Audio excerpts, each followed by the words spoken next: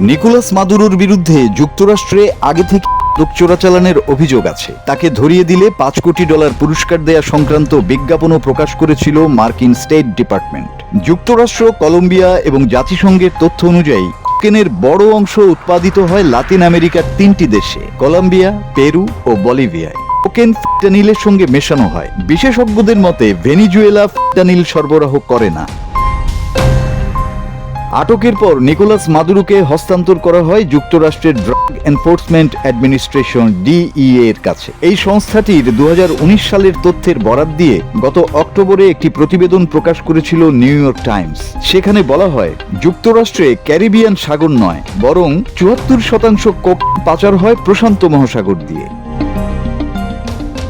এই সরবরাহ পথটি বেশ জটিল। প্রশান্ত মহাসাগরীয় উপকূলের দেশ হল কলম্বিয়া, পেরু ও বলিভিয়া। এর মধ্যে কলম্বিয়ার একটি অংশ আবার ক্যারিবিয়ান সাগর উপকূলেও পড়েছে। এই সাগর পথে তারা কোকেন পাচার করে 16%। ভেনিজুয়েলা কলম্বিয়ার প্রতিবেশী। দেশটি থেকে কি পরিমাণ কোকেন পাচার হয় সে তথ্য নেই। নিউ ইয়র্ক টাইমস বলছে, কলম্বিয়া, পেরু ও বলিভিয়া থেকে কোকেন মেক্সিকোতে যায়, এরপর সেখান থেকে স্থলপথে যুক্তরাষ্ট্রে ঢোকে।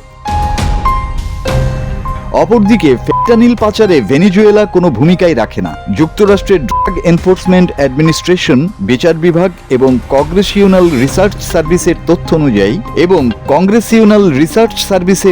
অনুযায়ী এই মাদকের বড় অংশ তৈরি হয় মেক্সিকোতে, যার রাসায়নিক উপকরণ আসে এশিয়ার দেশগুলো থেকে, বিশেষ করে চীন। ফলে মাদুরোর বিরুদ্ধে মাদক পাচারের অভিযোগ এবং এর বিপরীতে জনসাধারণের আওতায় থাকা প্রকাশিত তথ্যের বেশ গরমিল রয়েছে। প্রশ্ন উঠেছে, ফেন্টানিল পাচারে নেই ভেনিজুয়েলার নাম, তাহলে মাদুরোর বিরুদ্ধে অভিযোগ কেন?